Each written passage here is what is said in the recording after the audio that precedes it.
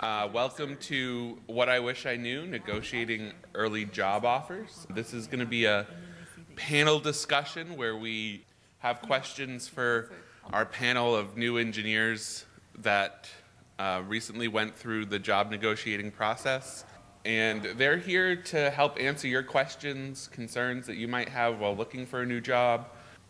Megan and I have also been through the job search offer. My name is Matt Adams. I'm an assistant professor at New Jersey Institute of Technology. And I'm Megan Huberty. Oops, I gotta move over. Sorry. I'm Megan Huberty. I work at American Engineering Testing, and I am a petrographer. So the way today's going to work is we're going to start, everybody's going to give a short introduction of themselves on the panel, and then we're going to have a question and answer session.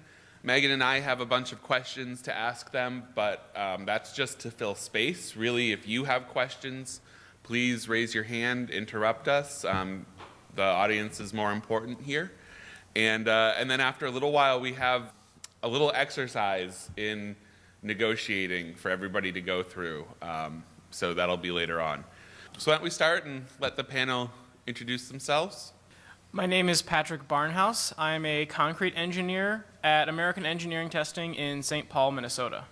My name is Lauren McCauley. I am an assistant project manager at Balfour Beatty Construction in Raleigh, North Carolina. Hi, good morning. My name is Destry Kinning, and I manage the forming market segment for Knoxcrete Products Group out of Omaha, Nebraska.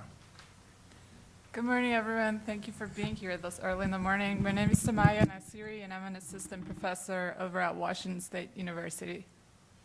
All right, we're gonna start out with the first question.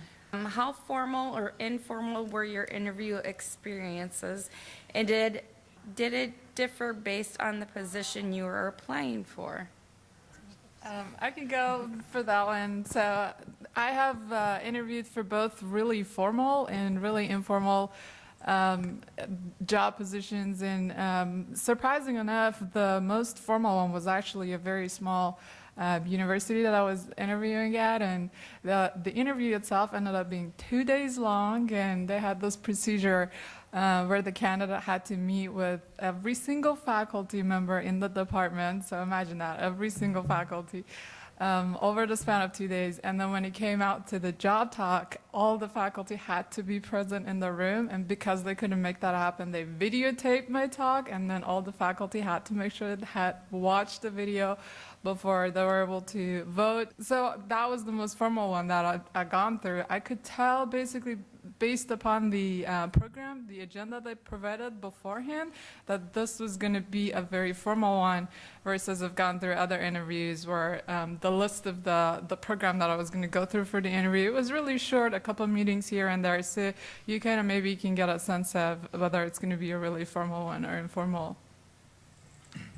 I just found that early on for internships and things like that, my interviews were much more formal, and then by the time I was changing companies or looking for a project engineer position, it was more about having a conversation and getting to know you rather than your educational background or, what your strengths and weaknesses are, things like that. And I think pegging off of what you just said too, whenever I went through the process for my current position, I kind of had a scripted list of the people I was going to be meeting with. But in each one of those, it was kind of a get-to-know-you sort of session, making sure that you'd be able to work together if, you actually were hired at that job. One thing to consider, too, is your actual attire. I saw a person at my company come in an actual, black suit, completely dressed up, pants, almost like he was ready to go to a wedding. Or very high-end wedding. And with this industry, you don't really need to dress to the max, but get a feel of what the company that you're going for, even just a dress or skirt or khakis or nice dress pants, but you don't need to go to the nines, because then you're overdressed for that position that you might be applying for. So that's a good point. When you're starting to think about the interview process, and you're getting ready to go for it. What do you do to get ready? How do you prepare for that interview? I would say, you really have to know your resume and be willing to talk about anything on there inside and out. And so that's really a good starting point as a core. And then from there, before I walk into an interview or before I've went into an interview in the past, just going through kind of in-depth knowing inside and out of my process and personal development as a professional or going into the professional industry. I would say that's another thing, just kind of to know inside and out and be comfortable talking about it, because if you're not, then you're going to be uncomfortable in your interview. So. And I think, too, along with all of those, being able to ask pointed questions, I feel like, too, something to not just show that, how many employees does this office have? Well, that might be something to know, kind of get a general feel. Is it small, large, that sort of thing. But also get to know more about the industry, the type of the day-to-day work that you'd be doing, what sort of expectations they'd be having out of you, whether it be from day one or 1 year in. All right, so how do you appropriately answer questions about your strengths and weaknesses? I would say, for me, I try to have something positive, but don't say things like you're too organized or you're too friendly or things like that. I think that looks poorly, but something where you can spin that you realize you're self-aware, you know that you have a weakness, but you have a plan to get better at it. So I think with supplementing any sort of weakness question, you should always have a way that you're improving. So it looks like you're trying to work through it. I think that's probably one of the most important things when you're answering a question like that. Not so much what you say is your weakness. You don't want to, say what, you hate everyone, or, you don't want to just really put yourself down, but also have something that you know that you really do need to work on. Yeah, I would say going off of that, it's a combination of honesty and being concise with that question and answering it, because it's more than likely going to come up. And if you don't have a thought out, concise answer for those questions, then you could just be rambling on. And so, like I said, a combination of honesty and being concise. So I guess I have a follow-up to that. We're sort of trained as young people to be humble and not, boast about ourselves. And so I know it can be really difficult to get into a headspace where you're talking positively about yourself for a while. How do you get into that headspace? How do you suggest that people start thinking about that so that they can talk about themselves, but then not also sound like they're conceited and arrogant? Yeah, I think that's actually a fair question. I have been in an interview where I think I came across a little too overconfident. I've done that.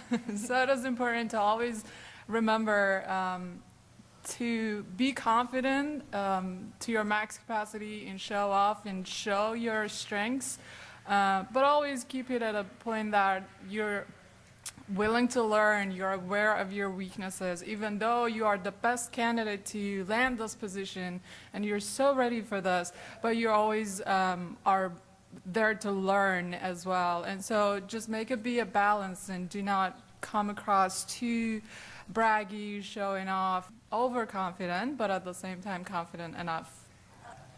And I think something else, too, that if you're not someone who really naturally has that big extroverted confidence, I'd say something you could do is through the whole interview process, you've naturally had to prepare your resume and get it all polished up.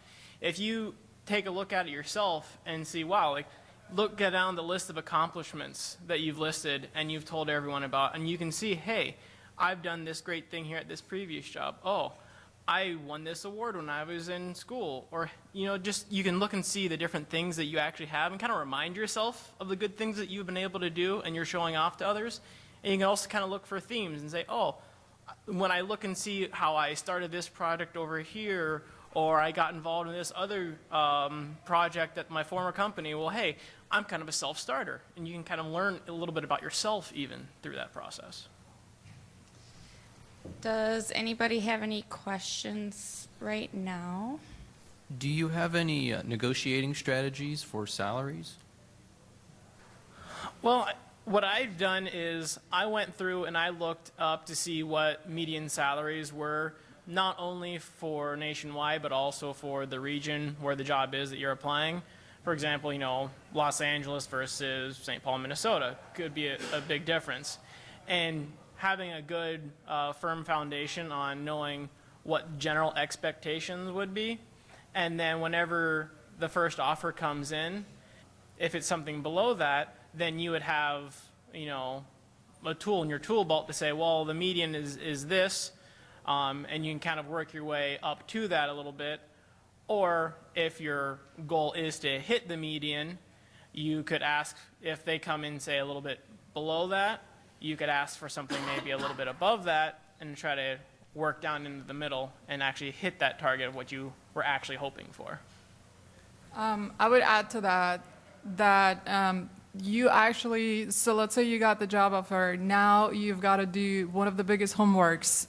You're out of school, but you've got to do this homework. This is one of the most important homeworks. You want to make sure that you have prepared and put in hours of thoughts and plannings on that negotiating hour that you're going to get, or half-hour phone call that you're going to get with your employer. Most important, I can't emphasize how much. You want to have a list of what are my plans and my strategies. Have plan A, plan B, plan C. So if they're really solid and rigid on the amount of salary you can ask for, you should have a backup plan of, okay, so they're not budging on salary. This is the other ways that I can ask for maybe a signing bonus. Maybe I can ask for extended vacation days. Maybe, I can ask for a moving package.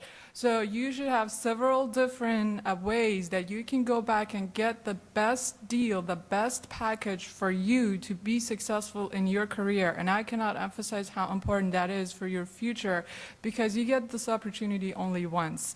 So spend as many hours as possible to do the research that you mentioned, very, very important, and then prepare for that company, depending on that job offer that you have in hand, to get the most that you can for you. They want you to be successful, and you should get the most that you can to be successful. One thing to add too is sometimes you can't just look at, this is what they're giving me. You got to look at everything as a whole. What are you going to get as benefits? Is it PTO? Is it sick and vacation time? Is it medical, dental? Do they have life insurance? Do they have, some are doing theft protection. You got to look at the whole thing. Or even if they're an ESOP, which is an employee-owned company, the money that you get goes back into your 401k. You have to look at everything as a whole to weigh out your benefits. You can't just say, oh, they're only going to give me $30,000, but they have this great package.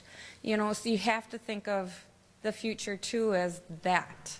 You can't just think of money signs, because what they do is that compensation of that extra package goes into your salary. So they may say, okay, we'll give you 65, but that also includes all the benefits that they give you. So you got to look at it that way too. I think a lot of it is what you can do leading up to that point as well, what you have for internships.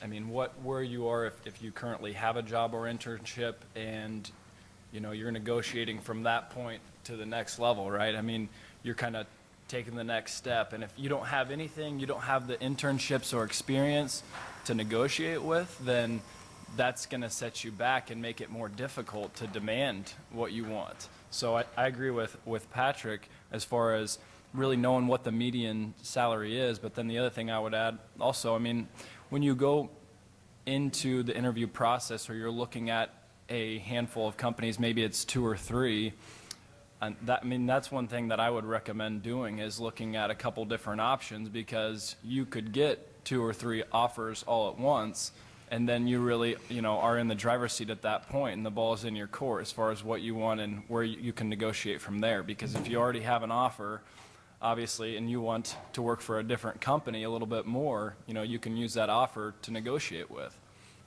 Thank you very much. So let's talk about the interview process itself.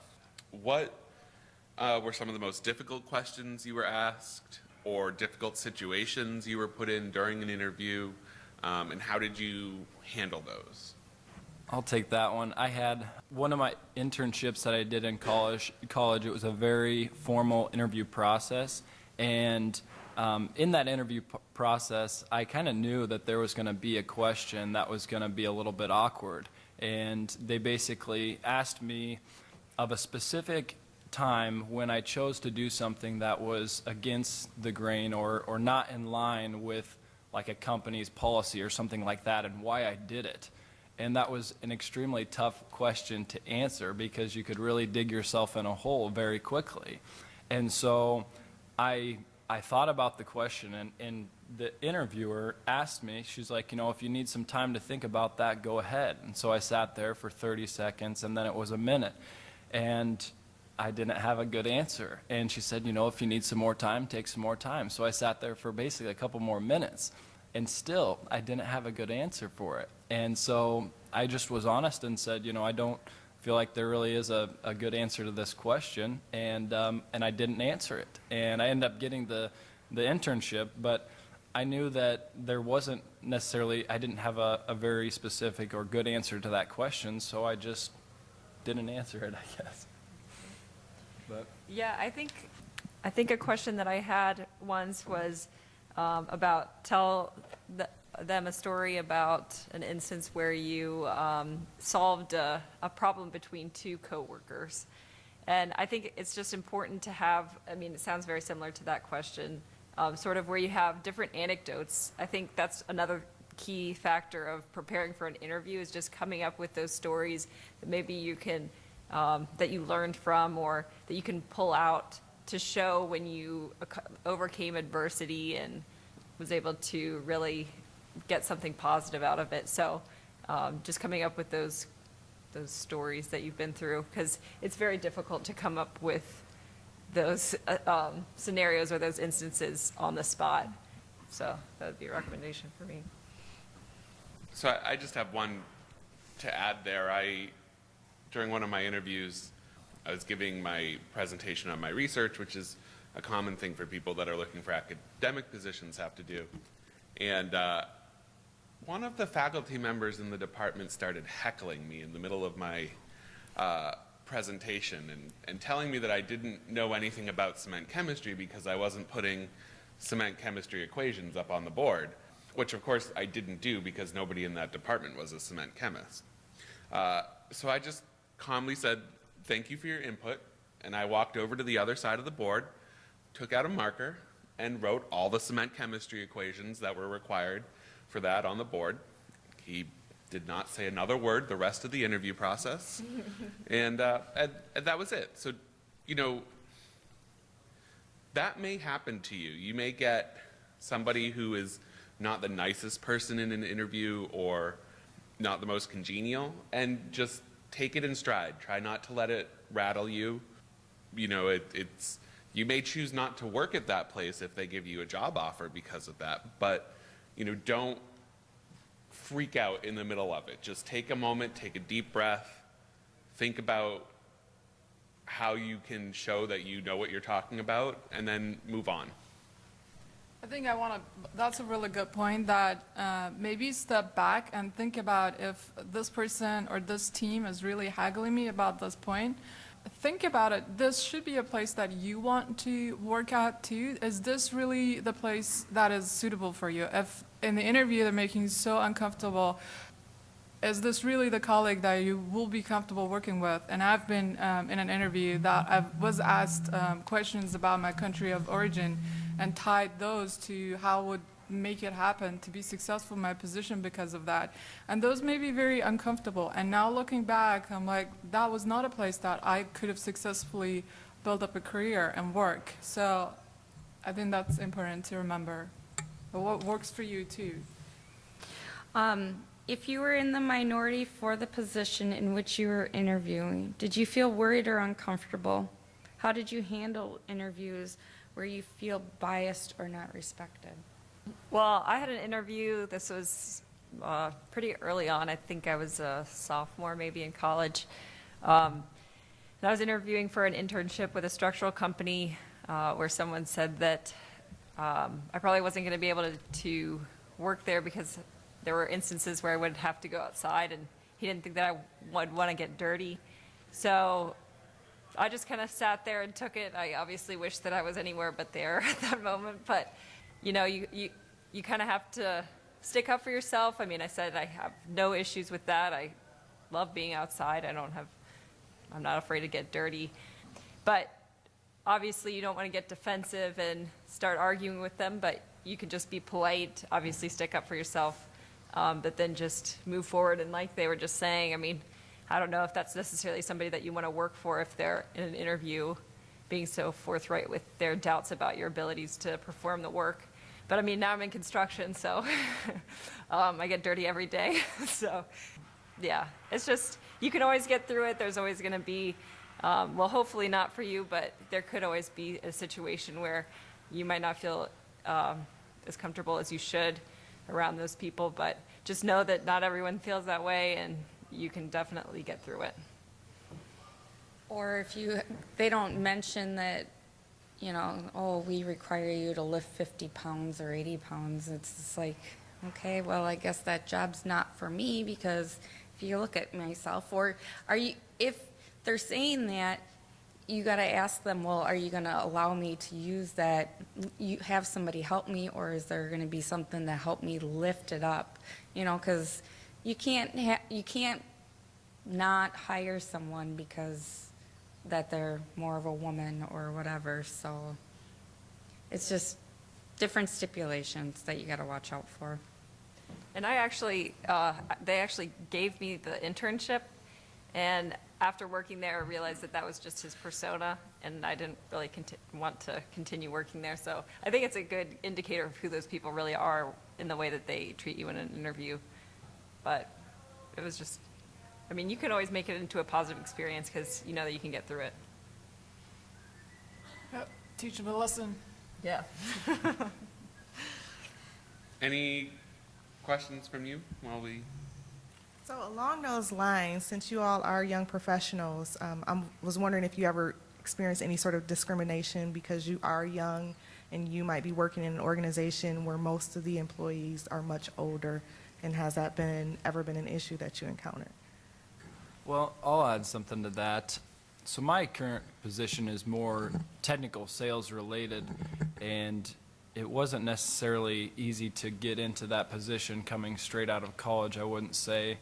And as I kind of hinted on earlier, I did have to explore some different avenues that were more in line with a typical entry-level engineer, such as getting a job offer from a construction company and also from an engineering firm, and then using those to really get the position that I wanted, because they were looking for more of a veteran salesperson or someone that had more experience working in a region or something like that. And so kind of ties in with that question, I guess, but it wasn't exactly in line with what the industry standard was. And so I had to be a little bit more creative with getting job offers and then using that to get the position that I wanted. And for me, I haven't had as much issue in-house with the company as I have sometimes with clients.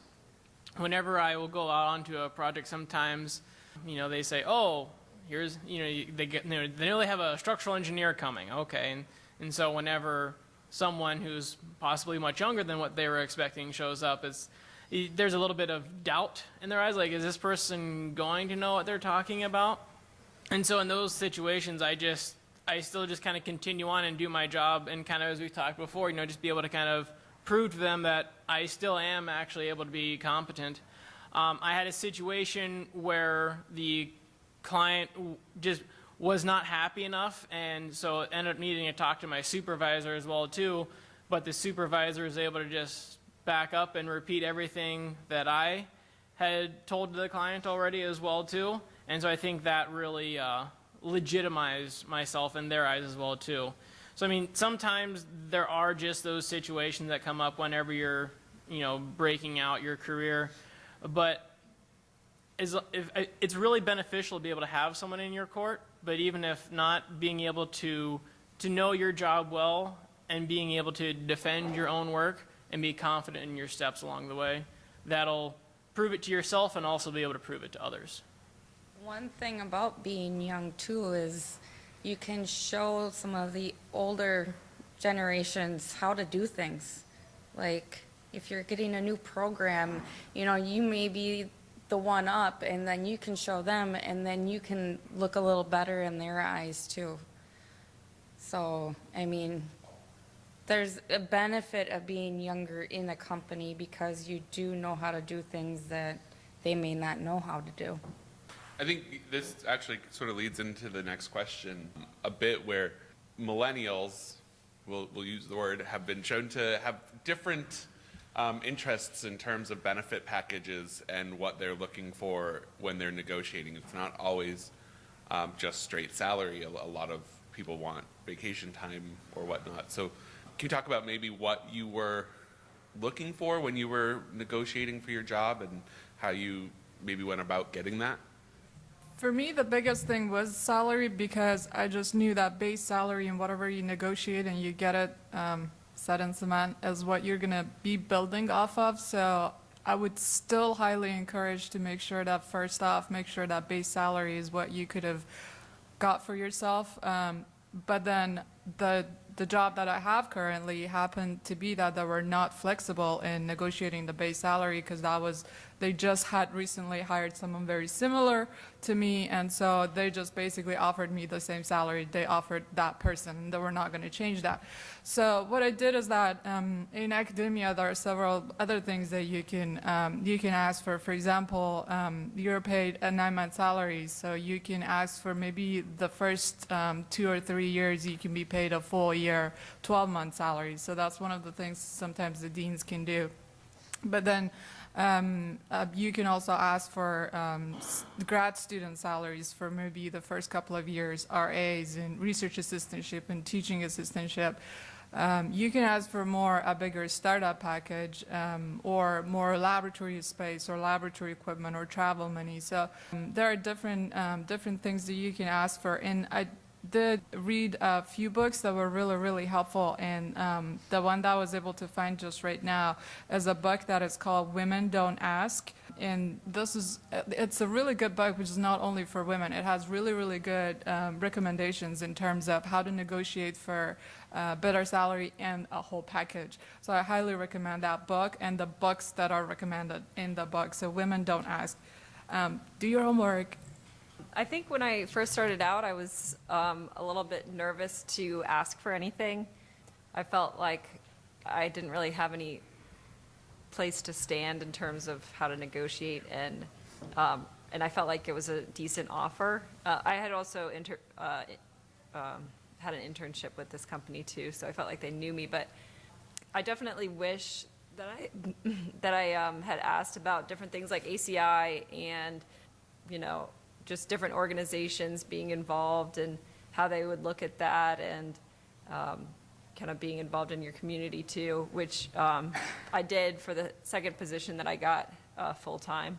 But that was a hard lesson learned, that the first time I didn't ask for those things because I didn't really feel comfortable. But I don't think it would have been really nice for me to find out their stance on it, or just because I thought that it would start to get more and more comfortable to ask for it as I worked there, but it just got kind of where, when you're at the beginning and they're making their offer, that's really, in my view, the best time to be asking, because that's kind of when they offer you a position, that's kind of what they're expecting, or that's kind of when you start the conversation, or they're opening it up for the conversation. So I would say, really don't be too afraid to ask for anything.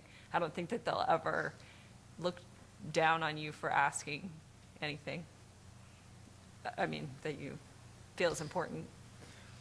One thing I'll add is, and this might be kind of small, but you typically get vacation days and personal days, and my company, they're allowing I don't get sick a whole lot, so I don't use up those personal days, which if you don't use them, you lose them. And so what I was allowed to do is use those personal days as vacation days because you get them anyway. And rather than fake being sick, because I don't get sick that much, I was able to use those as vacation days. And you may be able to discuss that up front depending on what their policy is, because it could be 2 weeks of vacation and 1 week of personal days or something like that. They may already have it set up as interchangeable to use them back and forth if you wanted to too. So what do you wish you had done differently in that interview process? I go back to one thing that I would have done differently negotiating is that I did prepare my list of these are the things that I want to ask for. But so I started off knocking off the first 3 items, and then I started feeling kind of bad I was asking for too much, and they've already accepted my first 3 requests, so I didn't even bring up my 4th request. But now I really regret that. If you have a list of 5 items that you really want to happen, even if you got your first 3 or 4, still go for the 5th one and get all of them as much as you can. And like Laurel mentioned, you should ask, and I know the next question is coming up, but I've never had a bad experience for asking for more. You can always ask and they can always say no. And I think for myself, having a lot of the courage to actually continue to ask all those questions, that was my regret, because it was coming in as like, well, how's this offer sound? Well, me naturally being someone who's instinctively shy, my reaction was like, oh, well, I'm getting a job. Well, that's great.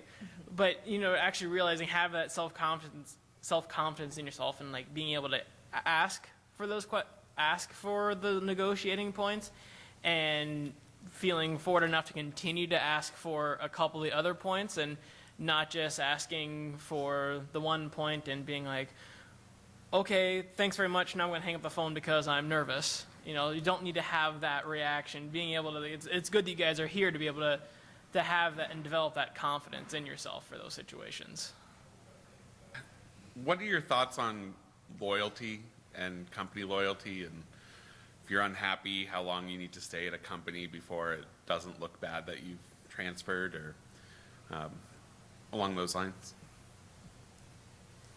Well, I changed positions early on in my career, but it was really about just what was going to make me happy, and also there were many people who were leaving in the area. It was kind of being dissolved. So I think if you realize that this is not the place for you, or like in my instance, I had internships, and then when I arrived on my first day of full-time, it was almost an entirely new staff. So that was a little bit of a red flag. But I stayed for a year on the first position that I was in. And I think it's good to realize that. I wouldn't do that for multiple jobs. I wouldn't stay just for a year. But if you truly feel like, this is not really going to be very good for my career, then I mean, you don't want to do that after a few months, I would say, but maybe after a year and a half, and then just with maybe one company or so. But I think that you have to kind of be selfish and know what you want, and be able to realize that this isn't necessarily what's going to be best for you in the long run. Yeah, I would add, if you're not happy, I agree with Lauren on that. You got to be selfish, and you got to do what's best for, number one, yourself. And there was an internship that I had that I was doing very well at, and making a good amount of money doing it, but I wasn't happy, and I knew that to get back and be happy with the work that I was doing, that I would probably have to take a pay cut to get there, to get that job that I wanted. And so you got to make those tough decisions, and you have to really do what you need to do to reflect on what you want, and then make that decision and go after it.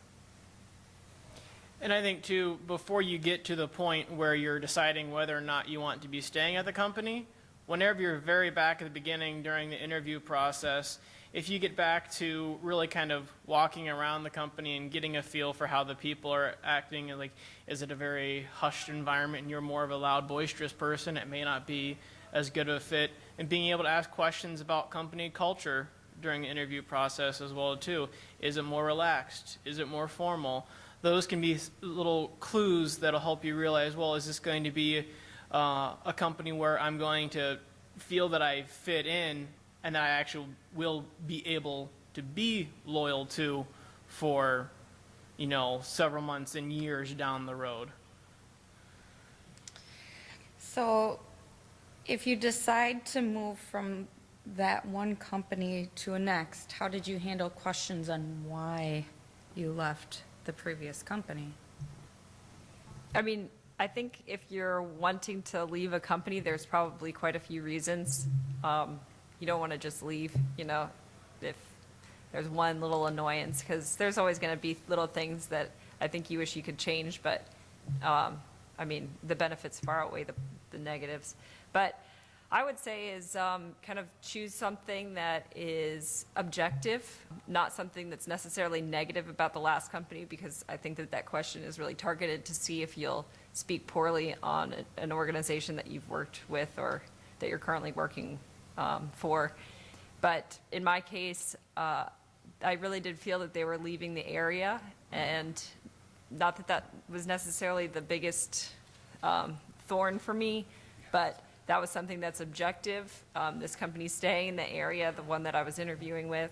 So it's positive for the company that I'm interviewing for, and it's not necessarily negative or something that they could control, the one that I had been working for. So instead of saying, I don't know, the project's not being run very well, different things like that, where you're kind of putting people down who work there, try to make it more just a fact. Something that's not necessarily your own opinion. Yeah, absolutely. And then one way to make it not be so personal and against the company that you're leaving is to make it be about your career. Ultimately, you want to be a successful person in your career, and you can have a list, and you have a list of what are the negatives of the place that I'm currently working at, and I'm not getting these items that I need to have to be a successful engineer, civil engineer. I'm not getting those at this firm, and so I'm looking for another opportunity in your company, and you have done your homework. You know why you're applying at this new firm. These are the reasons that you guys can provide me with these opportunities that I'm not currently offered, so that's why I'm making the move.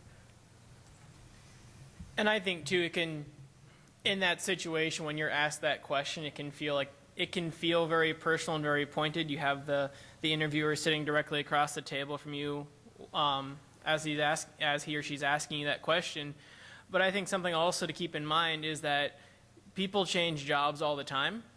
And so it's not going to be something completely unexpected to have someone coming in a couple years in, 5 years in, wanting to change jobs or just even change companies, because sometimes that's the way people, they just find they don't want to work for the company, or they want to use that for getting a quicker pay raise.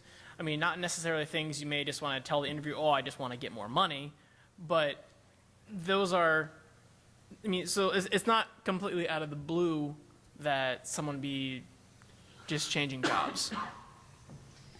One thing to add too is that there are people that start out in one position, and that helps them get to the position that they want within the company. So you get some experience, and then you can go to the HR if there's a position you open in this department, then you can interview, and then you at least have background in history, and you have someone to support you into that new transition. So, there's no problem moving even within the company to a new position. So think of that, it's your one step in already. So we're going to take some time to open up the floor. If there's anybody that wants to ask questions or talk to these guys. So you mentioned that when you're trying to leave the company because you're not happy, so you said that you wouldn't want to do it in a couple of months. You would wait for a year. Then move. But my question is, why would you do that? Why not? Because once you've realized that you're not happy, then is there a way for you to save basically your time? I think that you can't really, this is in my view, I mean, you can't really truly know what a company is like in the first few months. There could be different people that you haven't met yet or that you're not working with yet that I think, to me, the people that you work with is one of the most important things about a job that can really make or break the situation. So if there's things ethics-wise, I think that's right away you know whether you want to stay with that company or not. But I would just say to give it some time. I mean, it's definitely on an individual basis, but to give it some time to really know that that's what the company is all about, instead of just maybe that's what it's been like for the first few months, or maybe somebody who's mentoring you isn't necessarily the right fit. I would just say that you maybe need a year to fully understand, because you don't want to quit prematurely if that was really a position that you may have wanted. But I would add, and this was a suggestion that I was going to recommend, depending on where you are in school, if you're scoping out different companies that you think you might want to work for, you need to look at any option possible to get on the doorstep of that company, whether it's shadowing someone or an internship or something that they have. But it might be a way to fix the problem before that happens and really feel out the company and feel whether it's going to be the right fit for you, and then go from there. One thing to add is that if you aren't happy in the first couple months, go talk to your supervisor, go talk to your boss. You know, see, and let them know that you're unhappy. See if they can help you. You know, maybe you just need to open up and communicate, and maybe that was the missing key. But definitely talk to someone first before you make that big decision. Yeah, you know, hiring somebody new is very expensive for a company. So they don't want to lose you right away if they can help it, unless, you know, they also agree that the fit is not good, which is pretty rare. So, you know, try to talk to the people you work for and figure out the problem a little bit before you jump ship right away.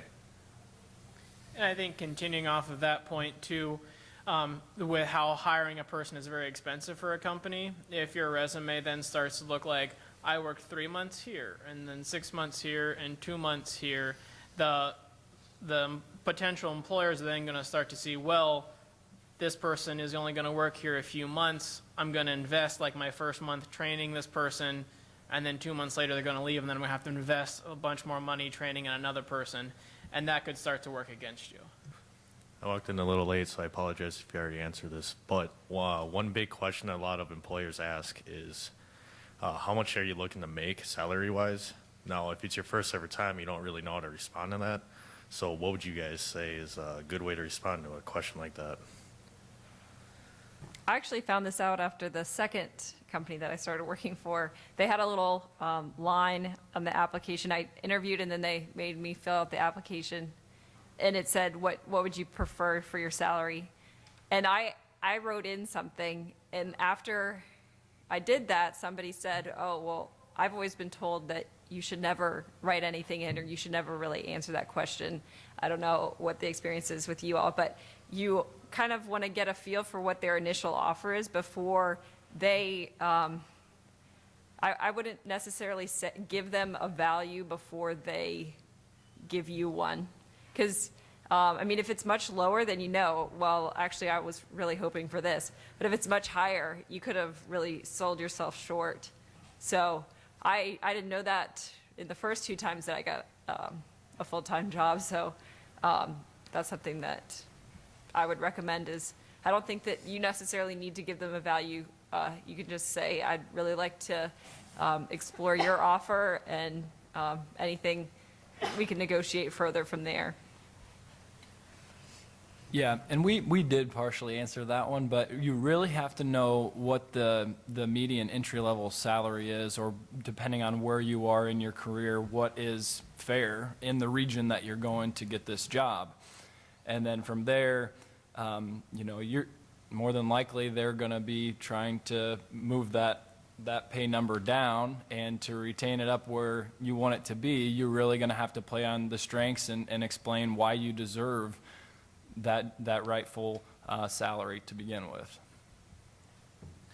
I'll just say one thing is that I have not seen anyone not get an interview for the position because what they asked for was too high. But I have seen that after the interview, after you have filled out the form and written down your position, the job offer comes out and it's exactly what you wrote down. So just make sure to know those medians and the stats and bump it up and ask for more, because you can be sure that you're going to be offered that minimum.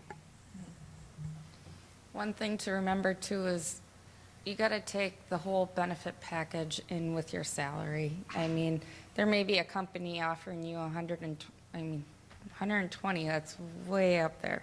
But they're not giving you any type of good benefits. Or you could have a company that's offering you 80 and they're giving you all this time off, you know, best medical, dental, life insurance, disability, you know, 401ks. So there, you got to weigh the options of what the company is offering you as a whole, not just base salary. Then we're going to do a little activity. So the mean professor in me is going to come out and make you work with people that you don't know. Switch up the ACI norm a little bit.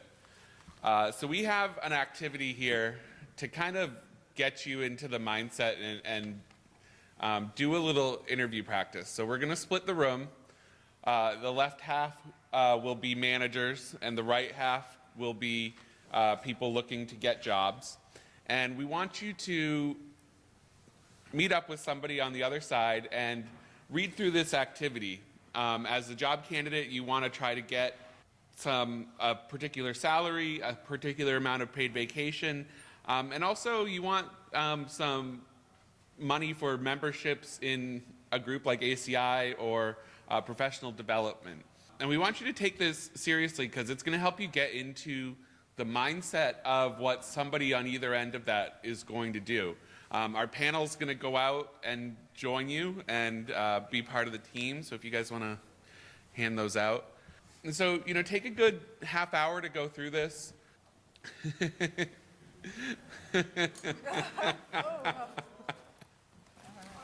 Bye, everyone.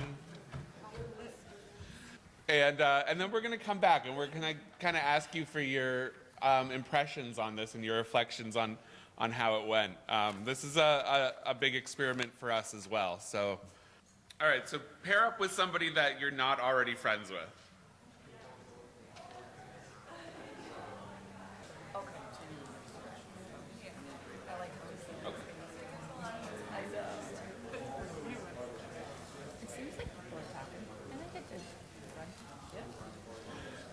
Okay, so let's have a little discussion about the exercise everybody just went through.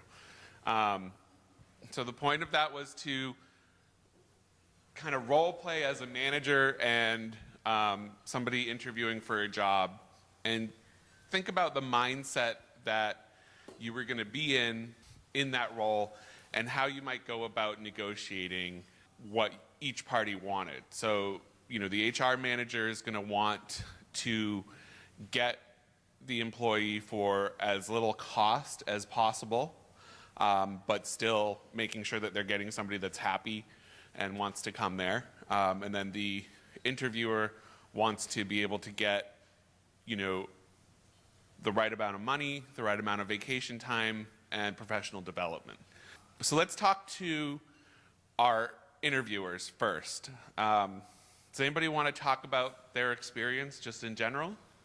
I think people are just afraid in general to negotiate because you feel like you don't have anything to bring to the table, especially on your first job. You just got out of school, you have no real world experience, don't honestly really know what you're going to be doing day to day. And so it's hard to come into an interview thinking that you have any justification to ask for an increase in salary or better benefits or more holiday time, even though you don't end up taking it. And I think you guys, you can sell yourself short sometimes. Like, you're at convention, you have a drive and a passion for what you're doing right now, and you have things that you can bring to the table. And so I just don't think that if you try to negotiate, they're just going to say, we're not interested anymore. Like, they're going to be willing to negotiate. You may not get anything out of it, but at least you'll have that discussion. So don't be afraid to counter offer with things, and justify your counter offer, though. Don't just say, can I have 20 grand more? I mean, that's excessive, but don't just ask for something unrealistic. Justify it with, I think I could bring this to the table and I can contribute to your company in this regard, but I understand that I'm going to be learning a lot and getting a lot out of you as well. So that's my tip, is don't be scared to negotiate. Want to talk about their process as an interviewee? What did somebody end up taking? Did anybody end up coming to an agreement? My interviewee almost took 60K with 3 weeks vacation. All right, well, what was the problem? I think we reached a final conclusion that our interests were too far out of line, being that I ended up kind of reading both sides of the paper. Well, because I was on this side, so I read the manager, and then we ended up together. So, but reading both sides, it did seem like the interests were kind of out of line. For professional development, the interviewee wanted 5 times the amount that the company could offer. Salary was kind of off. The big play that they had in there, I guess, was the PTO. They could change that up how they wanted. But the salary was kind of a big discrepancy. So if that's the case, where you've got 2 people at very different ends of the spectrum, how did anybody else kind of come to an agreement or get close to one? No? Okay. Let's talk to the managers then. What was your set? What did you learn from kind of trying to negotiate on the other side of the table from what you're maybe used to? So I think as a manager, the options that we had was another candidate requiring 90,000. And this candidate is also good, but they're asking for a little more than you're willing to give. So it's hard to kind of convince them to compromise because you don't want to lose them. You can't rely on another candidate just because he's even more expensive. So that kind of compromise and negotiation between, okay, I can't give you 3 weeks off like you want, but maybe there's some room for I don't know, like I said, a compromise. When I was the manager and you had to really think what the positive things of the company were and how they were going to benefit that person, even if they weren't getting the 75,000 they wanted. All the free online trainings and all the alternatives to the 2,500 that they were asking for the professional development. You just had to be very creative as to what you wanted to say to make sure that they were still incentivized to join the company. Just to add on to that too, I think that this is a good exercise to show that if you are, the HR manager, if they say no to something, it's not necessarily a personal thing. That's just maybe what the company can afford at that time. So that's why you should feel even more comfortable to ask for things, because it's not necessarily your abilities or their doubts about you. It's just financially what they can provide. So just being able to see both sides of the table. And I think you bring up a really great point of, there's other options out there that can get the interviewee to the same sort of ends, but maybe it's not going to be quite as expensive. And so instead, maybe now the interviewee has a little bit less choice in what they get to do for professional development, but they still get there in the end. And if some of their other requirements are met, they could still be really happy in that job. So I think really that gets back to what Megan has said a few times of trying to look at the whole package rather than, I need each item met individually. You want to try to pull that together. And of course, you still want something that you're going to be happy with and that's going to work for you in the end, but look at everything together. I want to just say I completely agree. From my personal experience, when you come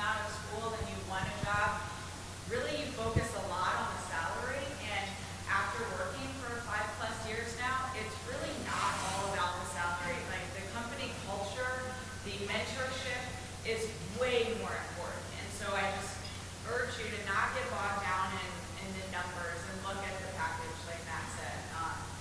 Making sure it's the right fit for both of you from the company side and from your side is way more important than the salary. And if you get there and you like what you're doing and you're doing a good job, they will increase your salary appropriately. So just go and do a good job at a company that you fit into and works well with your interests, and the salary will come later.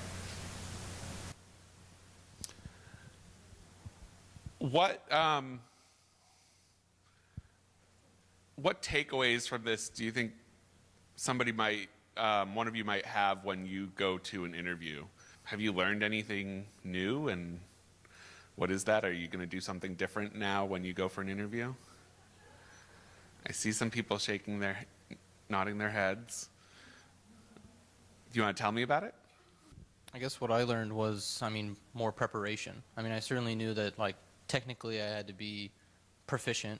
As structural engineer, I got to know all my stuff. I got to review everything and be able to kind of just list it off as soon as I can. What you did with listing the equation on the board, it's very powerful. It's something I need to be able to do in a job interview situation. But doing my homework on the salary stuff and on that side of that negotiation, when you said that it was that's the most important 30 minutes, hour-long conversation you're going to have in terms of starting out, that was wow, that's true. I need a lot of preparation to be able to sit down and just be able to execute all of those secondary plans when this doesn't work or that doesn't work. And so the level of preparation that I'll be doing for my next interview will be a lot different than what I had initially gone to. What I had thought I was going to do at least a couple hours ago. One thing to add too is, do your research even on the company. Go to their website, see how their website functions, see, if they have team members on there, and look at their blogs or look at what's their news, see what type of projects they've worked on. Just do a little homework on the company itself too. Yeah, and just a note on the technical proficiency, you're probably going to hit a point where, you'll have some interviews where they won't ask you a single thing about technical things. They just sort of assume that you have it. You might have some interviews where you do get that. And don't be afraid to say that you don't know something. If you don't know it, don't try to BS them, because they'll know. The key there is usually to say how you're going to find that out. Oh, I don't know this, but I know that I can look it up in this resource, or I know I can go get this here. So, you admit you don't know it, but you at least have the ability to figure it out, which is important. Don't BS, because they know. Anybody else want to talk about what they learned? So I want to go to grad school, but I got a job offer and I don't know what I want to do after that. Is there a good way to reject the job offer without kind of closing the door on that opportunity as a whole, or the company, or the best way to go about that in general? Well, first off, congratulations. I would say be straightforward and honest with them. A lot of times they may work out a deal where they may pay for your grad school. That would be the best of the two worlds, but just tell them straight up that you have this opportunity to go to grad school and become a better employee for them and be able to offer more when you come back. You'll have better skill set and be prepared for that job. So talk to them. One thing you want to remember, you never want to burn any bridges that you'll be crossing in the future. So just keep that employer happy, but have a professional, polite, honest conversation with them.